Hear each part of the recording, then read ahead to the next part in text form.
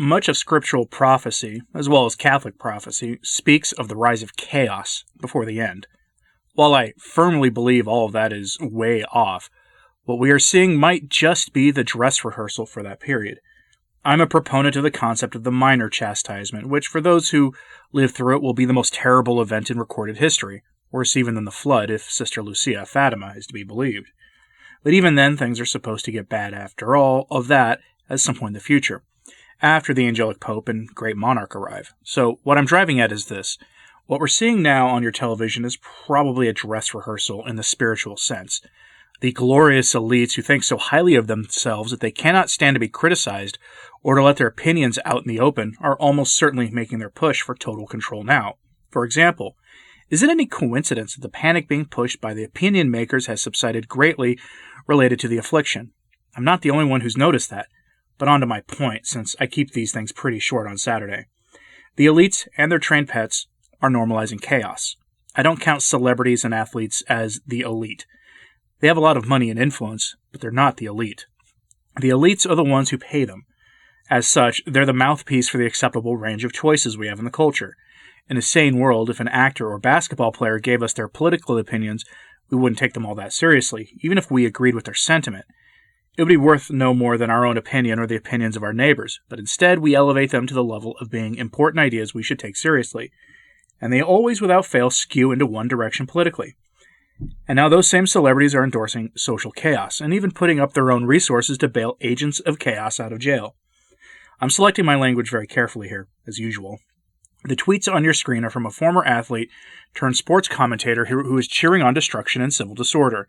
He is, at least in the first tweet, publicly endorsing the destruction of property and the potential loss of human life due to acts of what I would use the legal term if I could, but I'll only call redacted, due to the sensitivities of our wonderful and totally fair hosts.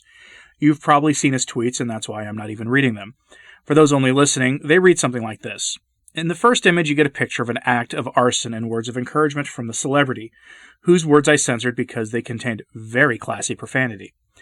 In the second, he is lamenting the fact that these same agents of chaos found the gated community next to his gated community and tried to storm it. They were, of course, repelled because that's the level of protection the celebrities have. The irony of his post has been pointed out numerous times, so I won't bother to add to it. But he's not the only one. We have reports that agents of chaos who are arrested are in some places being released from jail without facing charges. In other cases, we have celebrities and the staff of the party of Moloch's presidential nominee personally donating to have them bailed out of jail, and then bragging about it. I honestly think the party of Moloch is trying to throw the election, though I do suspect that they plan to steal it, so their activities now will be painted as having received public endorsement after the election.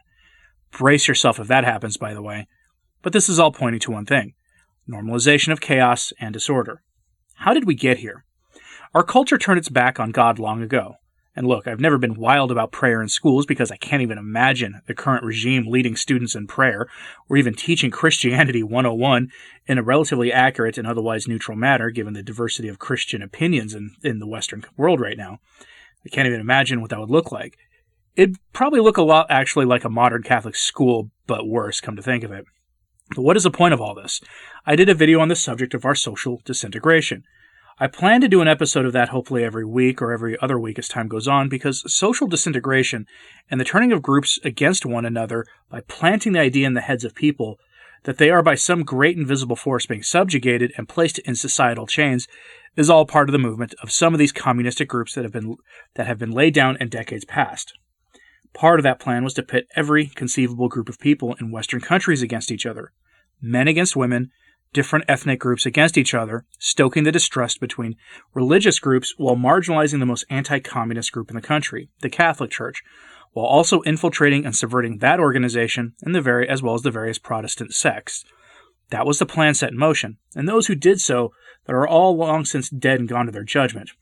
As you'll see in my piece tomorrow from Monsignor Fulton Sheen, that's how old it is, part of that plan was the co-opting of legitimate social grievances.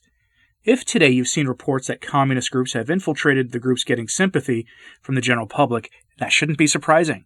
Sheen lays it all out tomorrow. But in closing, I'll say this.